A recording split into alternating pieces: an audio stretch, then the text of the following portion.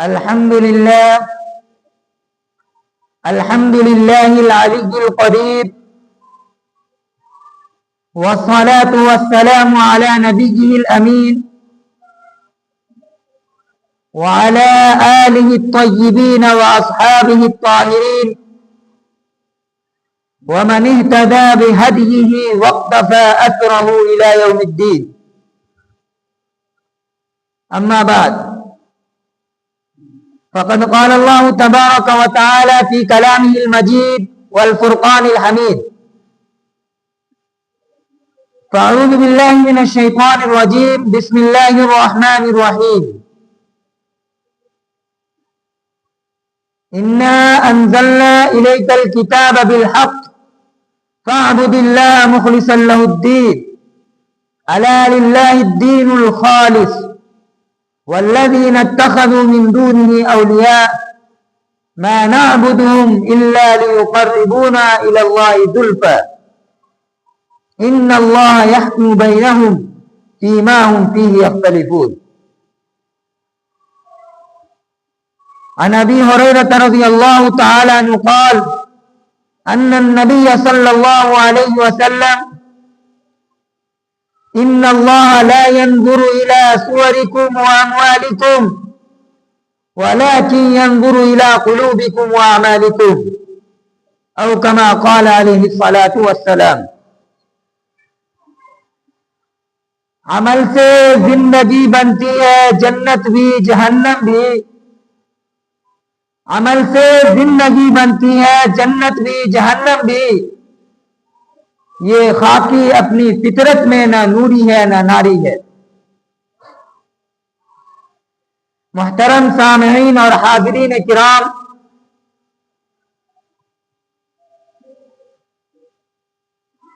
میرے نوجوان ساتھیوں، دور دراز سے تشریف لائے ہوئے معزز مصلیان کرام اور میرے عزیز بچوں، اللہ رب العالمین کا ہمارے اور آپ کے اوپر کتنا بڑا احسان ہوا، کتنا بڑا کرم ہوا کہ اللہ رب العالمین نے ہم سبوں کو مسلمان بنایا ہے اور رسول اکرم صلی اللہ علیہ وسلم کی امت میں پیدا فرمایا ہے. اور اللہ تبارک و تعالی نے ہمیں اور آپ کو دنیا کی مشغلوں سے نکال کر کے، دنیا کی مشاغل سے نکال کر کے، دنیا کے کام کاج سے فارغ کر کے ہمیں اور آپ کو جمعہ کی نماز ادا کرنے کے لیے اپنے گھر میں بلایا اور اپنی عبادت و اطاعت کی توفیق عطا فرمائی ہے. بلا شک و شبہ یہ دولت جو ہمیں نصیب ہوئی، اس میں کوئی شک نہیں ہے، یہ دولت جو ہمیں اللہ تبارک و تعالیٰ کی طرف سے حاصل ہوئی ہے، دنیا جہان کی کوئی دولت اس دولت کا مقابلہ نہیں کر سکتی ہے. اور یہ سعادت جو ہمیں اللہ تبارک و تعالیٰ کی طرف سے نصیب ہوئی ہے، دارین کی تمام سعادتوں سے بڑھ کر ہے.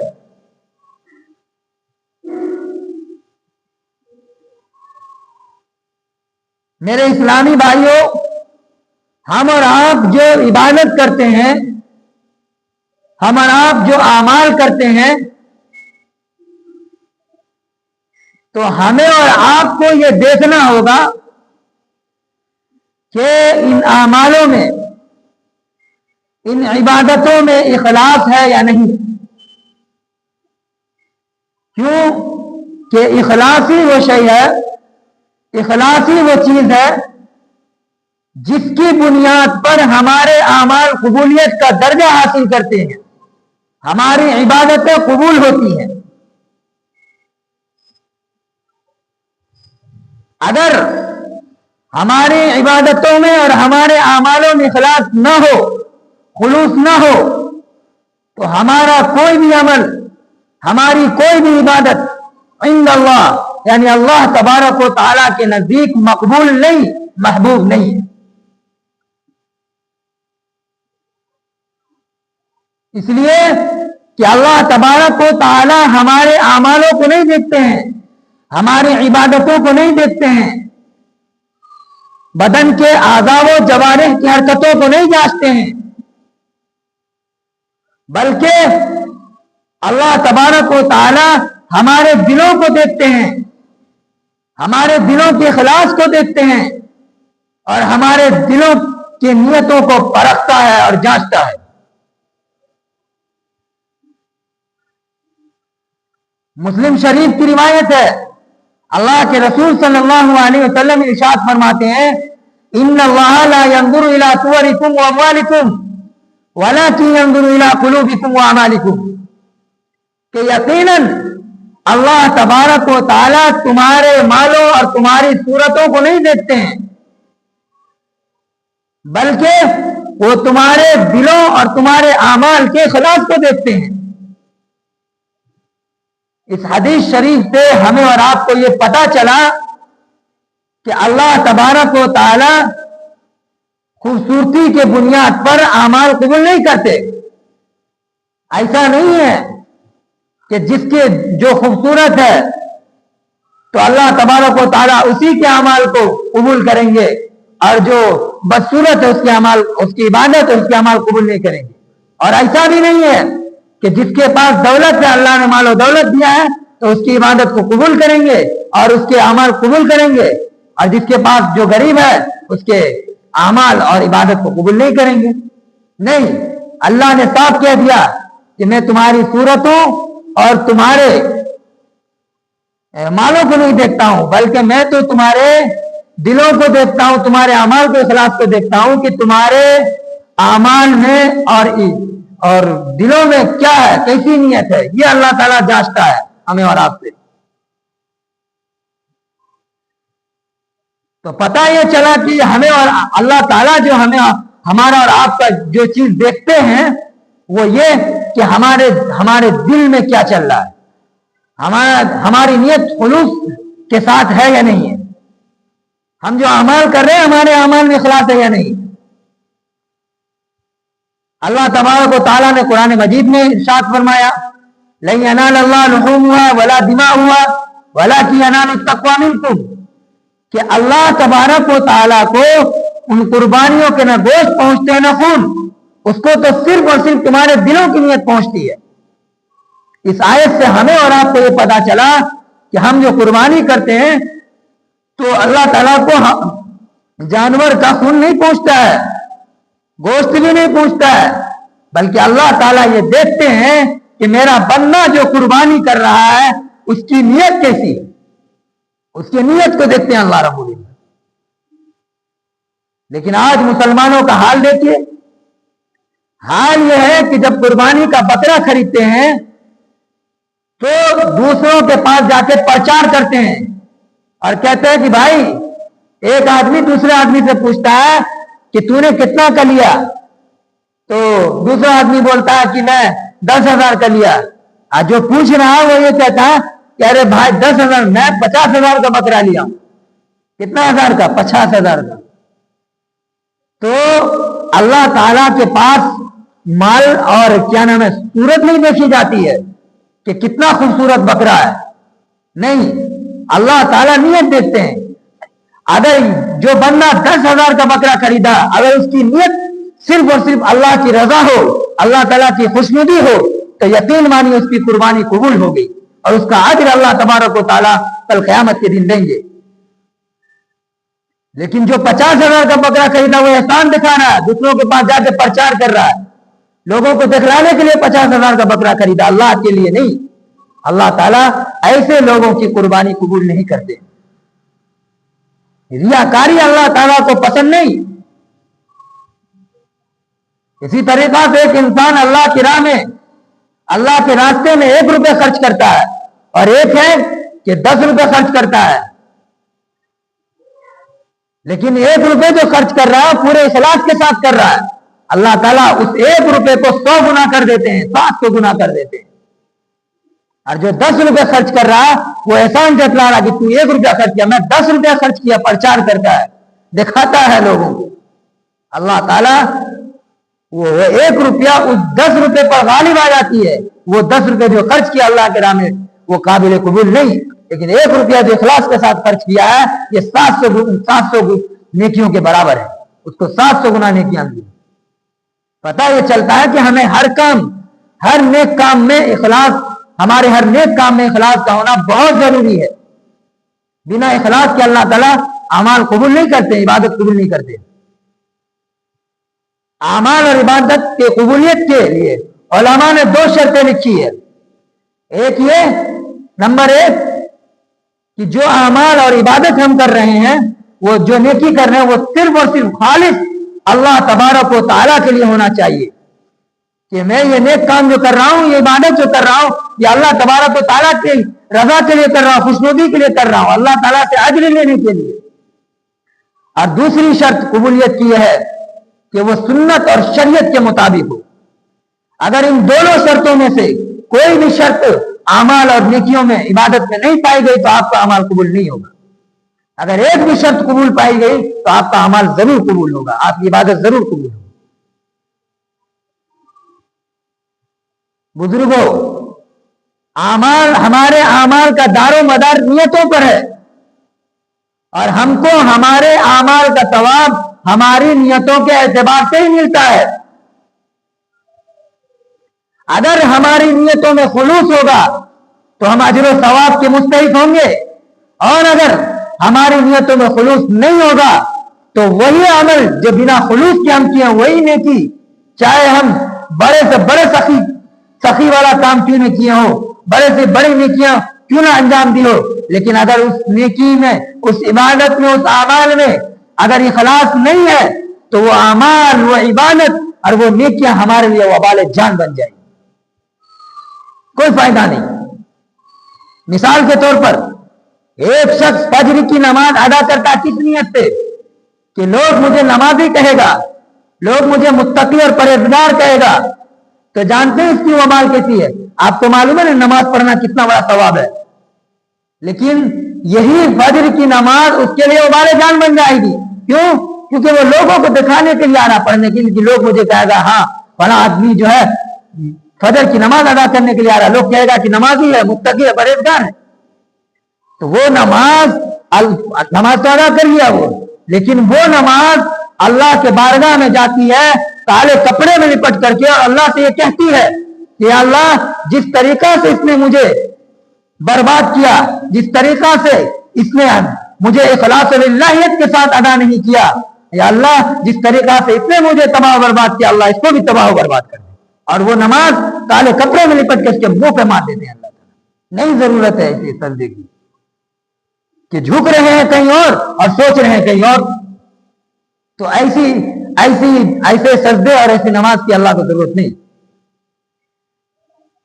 دوسرا کہ ایک شخص عشاء کی نماز ادا کر رہا ہے، لیکن وہ اخلاص للہیت کے ساتھ، وہ اس نیت سے آ رہا ہے کہ اللہ میرا راضی ہو جائے گا اس نماز سے، میں اللہ کی خوشنودی حاصل کرنے کے لیے عشاء کی نماز ادا کر رہا ہوں. وہ نماز اللہ کے پاس جاتی ہے سفید کپڑے میں لپٹ کر، اللہ سے کہتی ہے اللہ جس طریقہ سے اس نے مجھے اخلاص للہیت کے ساتھ ادا کیا، اس نے مجھے بنا سوار کر کے اچھے طریقہ سے ادا کیا، یا اللہ جس طریقہ سے اس نے میری حفاظت کی اسی طریقہ سے اس کی بھی تو حفاظت فرما.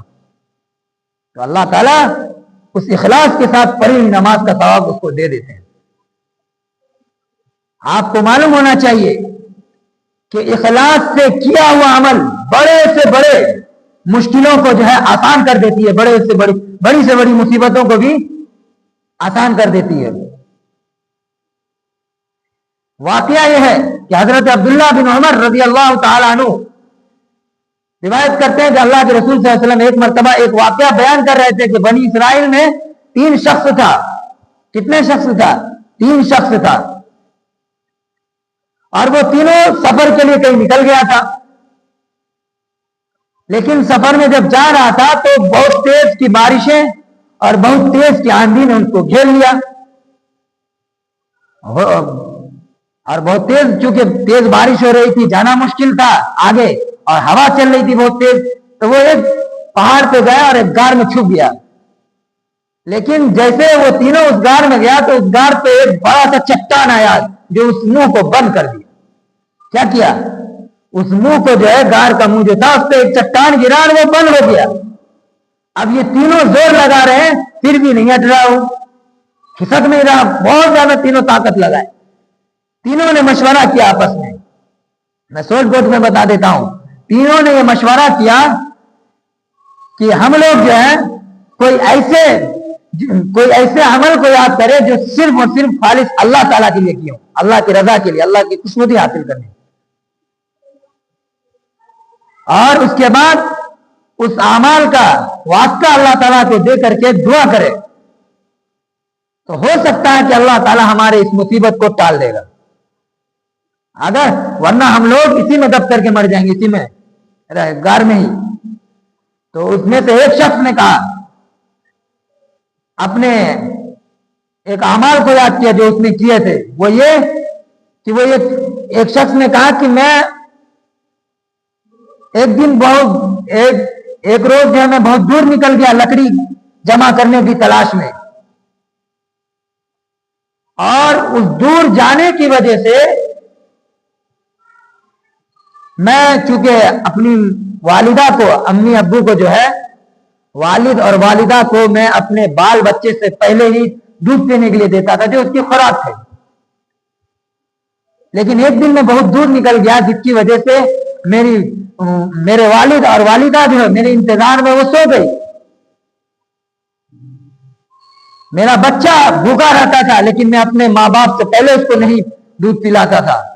میری بیویاں بھوکی تڑپتی تھی لیکن میں اپنے ماں باپ سے پہلے اس کو کھانے پینے کے لیے نہیں دیتا تھا. اچانک سے میں ایک دن بہت دور نکل گیا تھا لکڑی کی تلاش میں، اور اس دور جانے کی وجہ سے بہت دیر ہو گئی مجھے.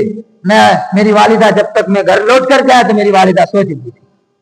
لہذا میں آیا تو بکری کا دودھ دھوا اور اس کے بعد اپنے والد اور والدہ کے سرہانے میں کھڑا ہو گیا کہ جب میری والدہ جاگے گی میں ان کو دودھ پلا دوں گی.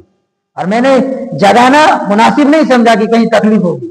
ان کے سرہانے میں رات بھر کھڑے رہے یہاں تک کہ فجر ہو گیا، اور وہ بوڑھی کا یوں کھڑا رہ گیا والدہ کے سرہانے میں. چنانچہ جب ان کی والد اور والدہ صبح جاگی تو وہ شخص ان کو دودھ پلایا. پھر اس نے یہ کہا کہ اللہ اگر یہ عمل میں نے صرف تیرے لیے کیا ہو، خالص تیری رضا کے لیے کیا ہو، تو یا اللہ تھوڑا سا تو چٹان کو ہٹا دے. اللہ تبارک و تعالیٰ نے تھوڑے سے چٹان کو جو اس غار کے منہ پر سے کھسکا دیا. دوسرے شخص نے اپنا عمل یاد کیا، اور وہ عمل یہ تھا کہ میرے پاس ایک چچا زاد بہن تھی اور میں اس سے خوب محبت کرتا تھا، بہت زیادہ، جیسے کہ ایک شوہر اپنے بیوی سے کرتا ہے اس سے بھی زیادہ. لیکن میں نے اس کو اپنی خواہش پوری کرنے کے لیے کہا، لیکن اس عورت نے منع کر دیا. اچانک سے اس چچا زاد بہن کے اوپر جو ہے تندرستی اور فاقہ کشی نے گھیر لیا، اور چنانچہ وہ پریشان ہو گئی. تو میں نے ان کو 120 دینار دیا، تو وہ 120 دینار میں جو ہے اس شرط کو مان گئی کہ وہ میری خواہش کو پوری کرے گی. چنانچہ چونکہ اس عورت کے چچا زاد بہن مجبور ہو گئی تھی، تندرست ہو گئی تھی، فاقہ کشی ان کے اوپر مبتلا ہو گیا تھا، اس وجہ سے وہ تیار ہو گئی. لیکن جیسے ہی میں اس کے قریب گیا اور وہ جیسے میں زنا کی طرف بڑھ رہا تھا تو اس چچا زاد بہن نے کہا کہ اے اللہ کے بندے، اللہ سے ڈر. کیا کہا تھا اس لڑکی نے کہ اے بندے اللہ سے ڈر. میں فوراً ہٹ گیا، اس کے زانوں پر جو بیٹھا ہوا تھا میں فوراً ہٹ گیا. بغیر عقد کے تو اس چیز کو کرنے جا رہا، تو ذرا اللہ سے ڈر. وہ لڑکی کہہ رہی، وہ شخص ہٹ گیا اور اس نے وہ 120 دینار جو دیے تھے اس کے ساتھ زنا کرنے کے لیے اس نے اس 120 دینار کو ان کے پاس چھوڑ دیا، اور یہ گناہ بھی نہیں کیا. اللہ سے ڈر کر کے ہٹ گیا. اللہ کا خوف آیا اس لڑکے کے اندر. تو اس شخص نے کہا کہ اللہ اگر یہ چیزیں، اگر یہ نیکی میں نے تیرے واسطے کیا ہے تو چٹان کو غار سے جو ہے ہٹا دے تھوڑا سا. اللہ رب العزت نے تھوڑا سا کھسکا دیا. پھر تیسرا شخص اپنے عمل کو یاد کیا. وہ یہ تھا کہ میرے پاس بہت سارے مزدور لوگ کام کرتے تھے، میں نے سب کو مزدوری دے دی، لیکن ایک شخص ایسا تھا جو بغیر مزدوری لیے چلا گیا تھا. وہ بہت سالوں کے بعد آیا میرے پاس اور اس نے یہ کہا کہ مجھے میری مزدوری دے دے، اللہ سے ڈرے اے انسان. وہ شخص جو بغیر مزدوری لیے چلا گیا تھا، اس کی مزدوری کی وجہ سے اس شخص نے بہت ساری بھینسیں اور بہت سارے اناج وغیرہ اگا لیے تھے اور بہت فائدہ پہنچ گیا تھا ان کو، انہی کی مزدوری جو لے کر کے نہیں گیا تھا. تو وہ شخص جب آیا اس شخص کے پاس، کہا کہ میری مزدوری دے دے. تو اس بندے نے کہا کہ سب تیری مزدوری ہے، گائے بھینس اونٹ گھوڑے یہ سب تیرے ہی مزدوری کی وجہ سے میں نے پالا اور تجارت کیا تھا، یہ فائدہ ہوا، یہ تو ساری کی ساری چیزیں لے کر کے چلا جائے. وہ شخص کہتا ہے ارے میرے ساتھ مذاق مت کر. انہوں نے کہا نہیں میں مذاق نہیں کر رہا ہوں بلکہ یہ صحیح بات ہے، پورا ماجرا سنایا. اس کے بعد وہ شخص سارے گائے بھینس اور اونٹ وغیرہ سب کو لے کر کے، بکرا بکری اور اسی طریقہ سے کھیتی باڑی سب لے کر کے چلا گیا نا. اس نے کہا کہ اللہ اگر یہ چیزیں میں نے اور یہ عمل تیرے واسطے کیا ہے تو یا اللہ تو اس کو قبول کر اور اس کی وجہ سے تو اس چٹان کو ہٹا دے. چنانچہ چٹان غار کے منہ سے ہٹ گیا اور وہ تینوں صحیح سلامت نکل گئے. دیکھیں اخلاص کے ساتھ یہ ہوا عمل کا کیا فائدہ، کیا ثمرہ ملا، کیا پھل ملا کہ اللہ نے جب وہ مشکل وقت میں پھنسا تو اللہ رب العزت نے ان کو مشکل راستے سے نکال دیا.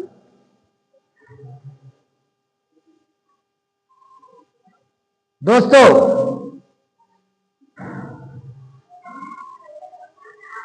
ایک عورت تھی مدینہ المنورہ میں،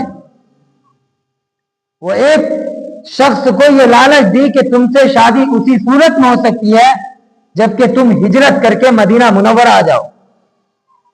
تو اس شخص نے شادی کے خاطر ہجرت کی. ہجرت کا عمل بہت محبوب ہے، اللہ تعالیٰ ہجرت کرنے کی وجہ سے گناہوں کو مٹا دیتے ہیں، لیکن اس شخص نے ہجرت صرف شادی کی نیت سے کی.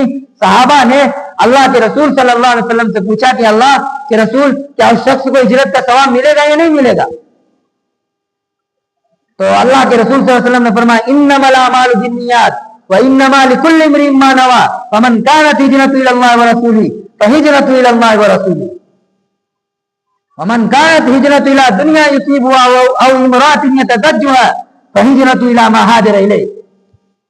کہ اعمال کا دار و مدار نیتوں پر ہے اور ہر آدمی کو وہی ملے گا جس کی اس نے نیت کی ہو.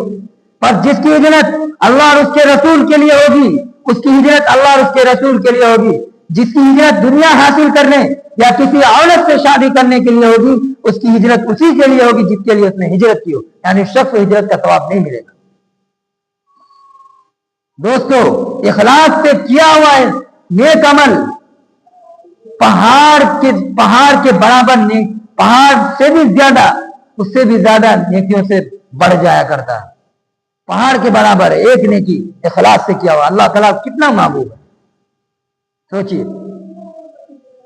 حضور صلی اللہ علیہ وسلم کے ارشاد کے بعد وہ شخص مہاجر بن قیس کے نام سے مشہور ہو گیا کیونکہ وہ عورت جس سے اس نے شادی کرنے کے لیے ہجرت کی تھی اس کا نام ام قیس تھا. دوستو اخلاص نیت کا مطلب ہی یہی ہے کہ ہمارا ہر عمل، ہماری ہر عبادت صرف اور صرف اللہ تعالیٰ کی رضا جوئی اور اللہ تعالیٰ کی خوشنودی حاصل کرنے کے لیے ہو. اللہ تعالیٰ کی رضا کے لیے ہر عمل ہونا چاہیے، ہر نیکی ہونی چاہیے. اس میں ریاکاری اور دکھاوا ہرگز نہیں ہونا چاہیے. کیوں کہ اللہ کے رسول صلی اللہ علیہ وسلم فرماتے ہیں من سمع الناس بعمله سمع الله باسامع خلقه وحقره وصغره، کہ جو شخص بھی دنیا میں اپنے اعمال لوگوں کو بتاتا پھرا، کل قیامت کے دن اللہ تعالیٰ اس کے عیوب لوگوں کو بتائے گا اور اس کی ریاکاری کو ظاہر کر کے لوگوں کے سامنے اس کو ذلیل و رسوا کرے گا. کتنا خوفناک ہے. रियाकारी अल्लाह ताला को पसंद नहीं है। हजरत आयशा बयान करती है कि अल्लाह के रसूल सल्लल्लाहु अलैहि वसल्लम को सबसे ज्यादा अगर किसी चीज का डर था तो वो ये था कि कहीं मेरे जाने के बाद मेरी उम्मत शिर्क खफी में मुब्तला हो जाए। शिर्क की दो किस्में हैं, एक है शिर्क असगर, एक है शिर्क अकबर। शिर्क असगर उसको कहते हैं जो अल्लाह ताला के अलावा किसी के दर पे झुकना, अल्लाह ताला के अलावा किसी को मानना, किसी के सामने सरदारेज होना। तो ये शिर्क ये शिर्क अकबर हुआ। और एक है शिर्क असगर। शिर्क असगर इसी चीज को कहते हैं कि हम कोई भी नेक अमल करें तो अल्लाह को दिखाने के लिए करें, अल्लाह ताला की रिजा जोई और अल्लाह ताला के खुशनुदी के लिए ना करें। कि अल्लाह ताला सब गुनाह माफ कर देंगे लेकिन शिर्क गुनाह कभी माफ नहीं करेंगे।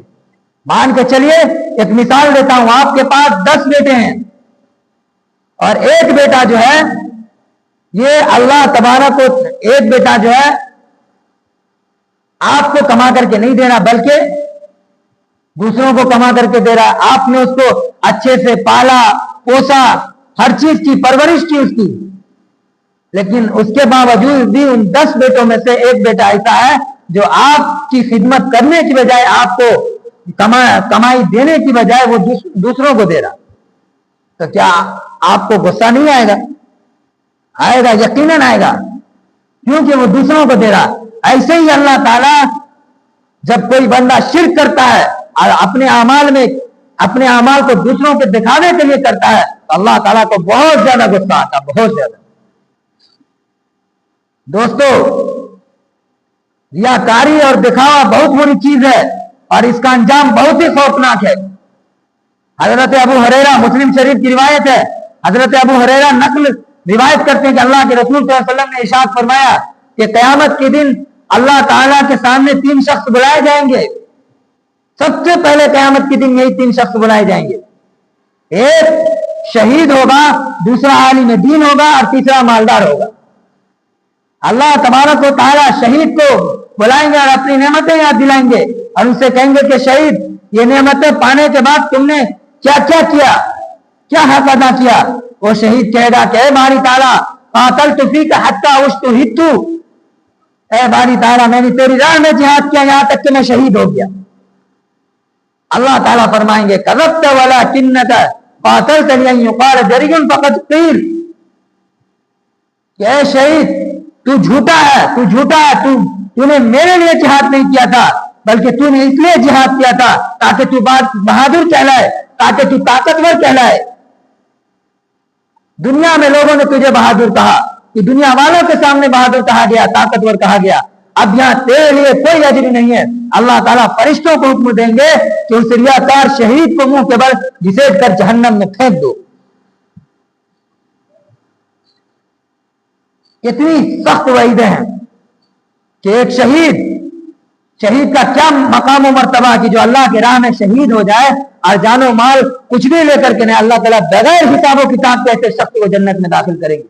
कितना बड़ा अमर है। लेकिन उस शख्स को क्यों अल्लाह ताला जन्नत में डाल रहे हैं शहीद को? इसलिए कि वो बहादुर, दुनिया वालों के सामने बहादुर कहलाने के लिए जिहाद किया था ताकि दुनिया वाले उसको ताकतवर कहे, बहादुर के। इसलिए अल्लाह ताला को ये रियाकारी पसंद नहीं आई। अल्लाह ताला ने भी कहा जा तू जिसके लिए क्या उससे तूने किया मां। अल्लाह ताला घिसेट करके मुंह के बल घिसेट करके उसको जहन्नम में डाल। दूसरा शख्स लाया जाएगा जो कि आलिम दीन होगा, जिसने दुनिया में भी खुद इल्म दीन सीखा होगा, दूसरों को सिखाया होगा, जिसने दुनिया में खुद भी कुरान पढ़ा होगा और दूसरों को भी कुरान पढ़ाया होगा। उसे भी अल्लाह ताला अपनी नेमतें याद दिलाएगा, वो भी इन नेमतों पे इकरार करेगा। फिर अल्लाह ताला पूछेंगे पामा अमिल तफिया, ए आलिम दीन, मैंने जो तुमको ये नेमतें दी थी तुमने इन पर क्या अमल किया, तुमने क्या हक अदा किया? वो आलिम दीन कहेगा तअल्लमतुल इल्म व अल्लमतुहु व क़रअतु फ़ीकल कुरान, कि बारी ताला मैंने इल्म दीन सीखा और दूसरों को सिखाया और मैंने कुरान पढ़ा और दूसरों को भी पढ़ाया और तेरे वास्ते किया ये चीजें। अल्लाह ताला कहेगा नहीं ए आलिम दीन, तू झूठा है, तूने इल्म दीन इसलिए सीखा था ताकि तू लोगों के सामने आलिम कहलाए, तूने कुरान इसलिए पढ़ा था ताकि तू कारी कहलाए, तूने इल्म इसलिए हासिल किया था कि लोग मुझे आलिम कहे, तूने कुरान इसलिए पढ़ा था, तू हाफिज इसलिए बना था ताकि तू जो है लोगों के सामने कारी कहलाए। پھر اللہ تعالیٰ فرشتوں کو حکم دیں گے تم مؤمن به فصحب علی وجهه حتی القی فی النار کہ اس ریاکار عالم دین کو بھی منہ کے بل گھسیٹ کر جہنم میں جھونک دو. بتائیے عالم کا کیا مقام و مرتبہ ہے کہ ایک عالم دین کل قیامت کے دن اللہ کے رسول صلی اللہ علیہ وسلم کے ساتھ جنت میں بیٹھے گا. اللہ تعالیٰ اللہ کے رسول صلی اللہ علیہ وسلم کی رفاقت نصیب ہوگی. اور یہی عالم دین انبیاء کے وارث ہیں, لیکن ان کو کیوں سزائیں دی جا رہی, کیوں وہ جہنم میں جا رہے ہیں؟ وجہ یہ کہ ریاکاری کے لیے وہ عالم دین بنا تھا تاکہ وہ عالم کہلائے. اس نے عمل نہیں کیا اس چیز پہ, اللہ کی خوشنودی حاصل کرنے کے لیے عالم نہیں بنا. اور اس نے قرآن اس لیے پڑھا تھا تاکہ لوگ اسے قاری کہیں گے, اس لیے وہ قرآن پڑھ لیا. اس ریاکاری کی وجہ سے, اخلاص و للہیت نہ ہونے کی وجہ سے اللہ تعالیٰ اس عالم دین کو کہاں ڈالنے ہیں؟ جہنم میں ڈالنے. اس کے بعد تیسرا شخص لایا جائے گا جو کہ مالدار ہوگا, جس کو اللہ تعالیٰ نے ہر قسم کا مال و متاع سے نوازا ہوگا, ہر قسم کی آسائش اور راحتیں عطا کی ہوں گی. اسے بھی اپنی نعمتیں یاد دلائے گا, وہ بھی ان نعمتوں کا اقرار کرے گا. اور اللہ تعالیٰ اس سے بھی پوچھیں گے کہ اے مالدار, میں نے جو تجھے یہ نعمتیں دی تھی تم نے ان کا کیا حق ادا کیا, تم نے کہاں خرچ کیا؟ وہ کہے گا ما ترکت من سبیل تحب ان ينفق فيها الا انفقت فيها لك, کہ باری تعالیٰ میں نے کوئی ایسی جگہ نہیں چھوڑی جہاں پہ مال خرچ کرنا تجھے پسند نہ ہو, میں نے وہاں ضرور خرچ کیا تیرے رضا کے لیے. اللہ تعالیٰ فرمائے گا نہیں, کذبت ولکنک فعلت لیقال وجواد فقد قیل, کہ مالدار تو جھوٹا ہے, تو نے مال اس لیے خرچ کیا تھا تاکہ لوگ تجھے سخی کہے, تو نے مال اس لیے خرچ کیا تھا اللہ کی راہ میں تاکہ لوگ تجھے مالدار کہے, تو لوگوں کے سامنے پیسہ والا کہا جائے, اس لیے تو نے مال خرچ کیا تھا. اللہ تعالیٰ فرشتوں کو حکم دیں گے کہ تو نے یہ بندہ میرے لیے مال خرچ نہیں کیا تھا, اس کو بھی, اس ریاکار مالدار کو بھی منہ کے بل گھسیٹ کر جہنم میں جھونک دو. کتنی سخت وعیدیں ہیں دوستو. یہ مسلم شریف کی روایت ہے. کوئی شخص 1 روپے اخلاص للہیت کے ساتھ خرچ کرتا ہے, اور ایک شخص ہے کہ 1 لاکھ روپے خرچ کرتا ہے اللہ کی راہ میں, لیکن خلوص میں لوگوں کو دکھانے کے لیے وہ 1 لاکھ اس کا تباہ و برباد ہو گیا. اللہ تعالیٰ کو پسند نہیں ہے عمل, لیکن 1 روپیہ اللہ تعالیٰ کو پسند ہو گیا. اخلاص کے ساتھ اگر آپ کتے کو بھی پانی پلا دیجیے گا تو اس کی وجہ سے اللہ تعالیٰ جنت الفردوس میں آپ کا داخلہ طے کر دیں گے, اور اس نیک عمل کی اخلاص کی وجہ سے اللہ تعالیٰ آپ کو جنت میں داخل کر دیں گے. ایک اخلاص سے کیا ہوا ایک عمل ایک پہاڑ کے برابر ہے. سوچئے کیسے رونگٹے کھڑے کر دینے والی بات ہے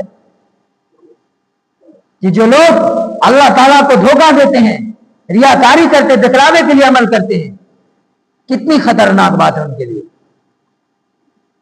حضرت ابوذر رضی اللہ تعالیٰ عنہ فرماتے ہیں کہ اللہ کے رسول صلی اللہ علیہ وسلم نے فرمایا, جس نے ریاکاری کے لیے لوگوں کو دکھانے کے لیے نماز پڑھی اس نے شرک کیا, جس نے لوگوں کو دکھانے کے لیے روزہ رکھا اس نے شرک کیا, جس نے لوگوں کو دکھانے کے لیے صدقہ کیا اس نے شرک کیا, جس نے لوگوں کو دکھانے کے لیے قربانی کی اس نے شرک کیا. کتنی سخت وعیدیں ہیں. اللہ تعالیٰ شرک گناہ کبھی معاف نہیں کریں گے. اس لیے لوگوں اپنے اعمال میں اخلاص پیدا کیجئے, اور اب کوئی بھی عبادت ہم کریں تو اس سے ہماری نیت یہ ہونی چاہیے کہ اس سے یہ عمل اور یہ عبادت جو میں کر رہا ہوں یہ صرف اور صرف اللہ کی رضا کے لیے, یا اللہ اس عمل سے تو خوش ہو جا.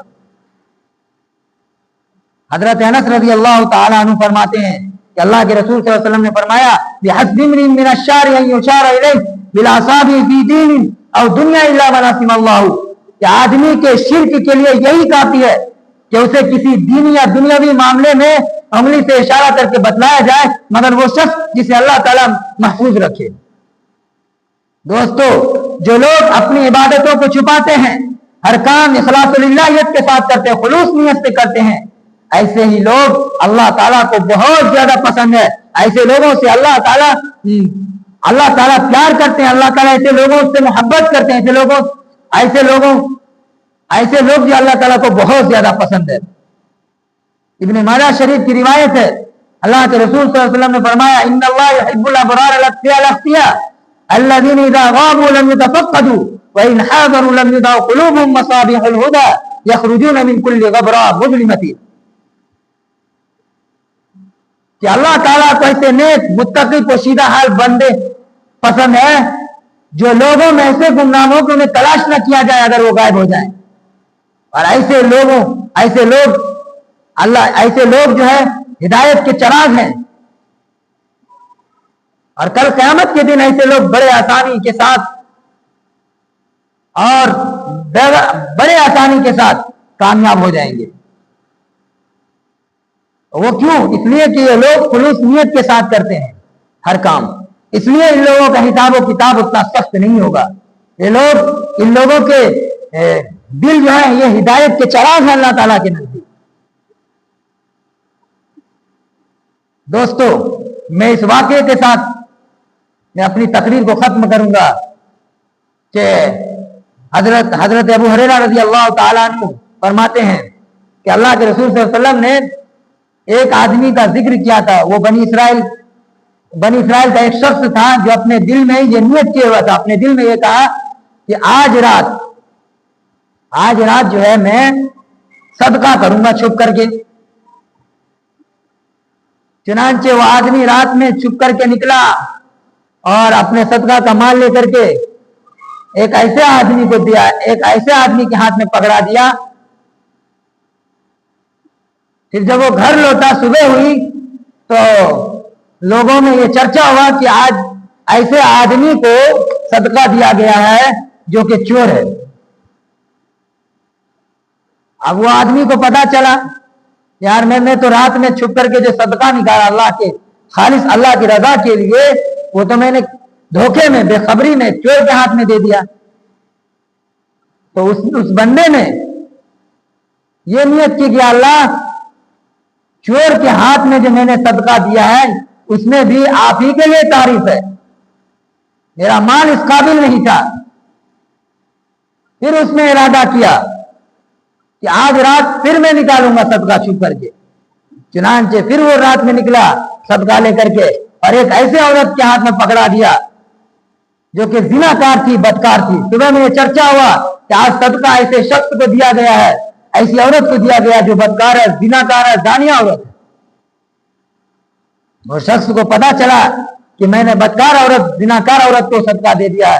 اس نے بھی پھر اس نے اللہ تبارک و تعالیٰ سے یہی کہا کہ اللہ زناکار اور بدکار عورت کو جو میں نے صدقہ دیا اس میں آپ ہی کے لیے تعریف، میرا مال اس قابل نہیں تھا، ہو سکتا کہ میں اس سے بھی بدتر آدمی کو دے دیتا، میرا مال اس قابل نہیں تھا.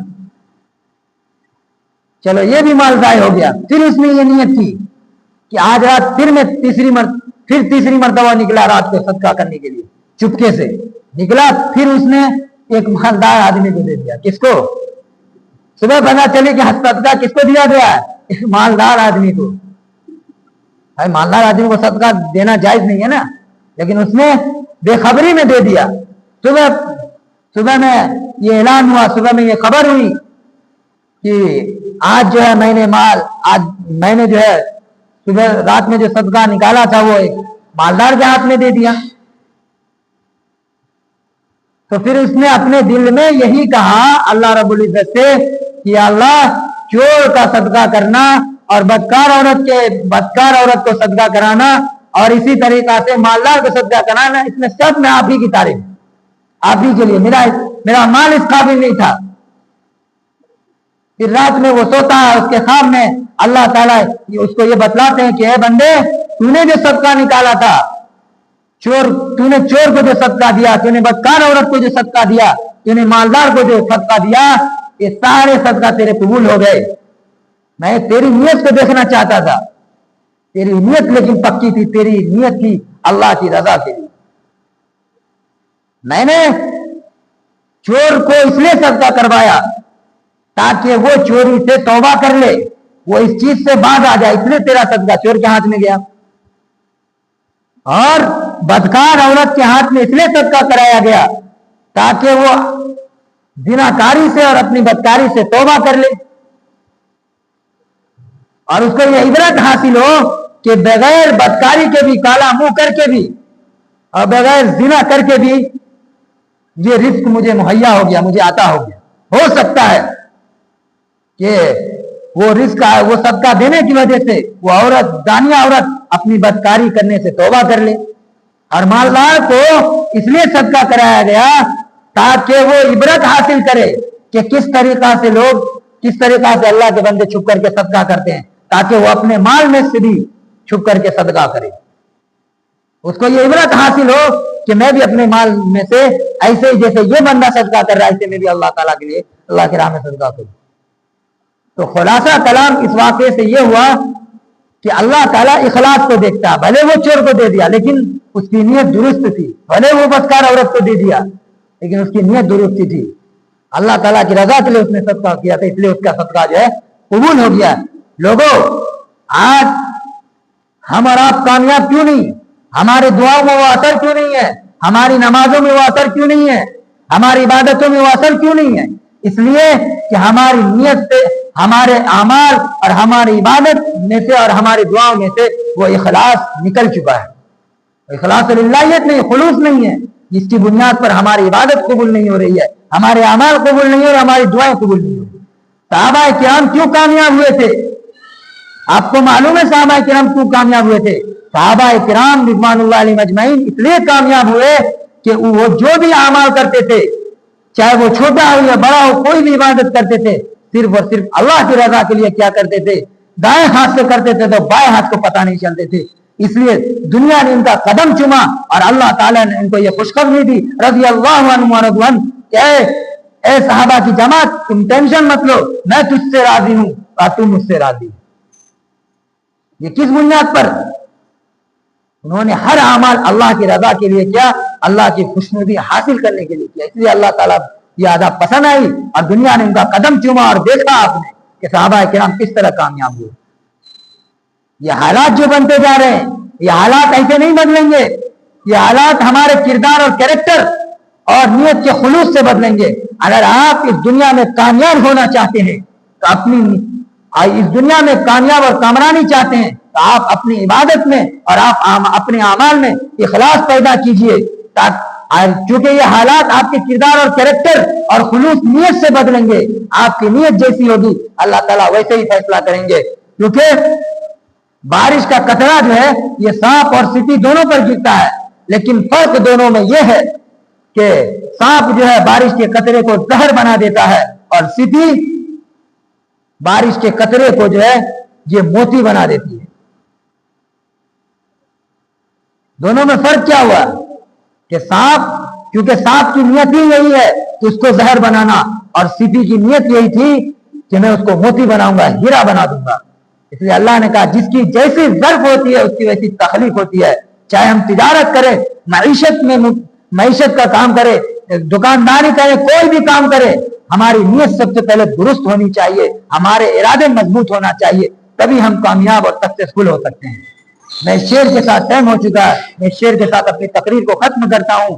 کوئی اندازہ کر سکتا ہے اس کے زور بازو کا، کوئی اندازہ کر سکتا ہے اس کے زور بازو کا، نگاہ مرد مومن سے بدل جاتی ہے تقدیریں۔ اللہ تبارک و تعالیٰ سے ہم اور آپ یہ دعا کریں کہ اللہ تعالیٰ ہمیں ہر کام، ہر نیکی اور ہر عبادت اور ہر اعمال اخلاص للہیت کے ساتھ کرنے کی توفیق عطا فرمائے، اور اللہ تبارک و تعالیٰ ہم سبوں کو اور تمام امت مسلمہ کو ریاکاری جیسے بیماری سے حفاظت فرمائے۔ اللہ تعالیٰ ہم لوگوں کو ان کئی باتوں پر عمل کرنے کی توفیق عطا فرمائے۔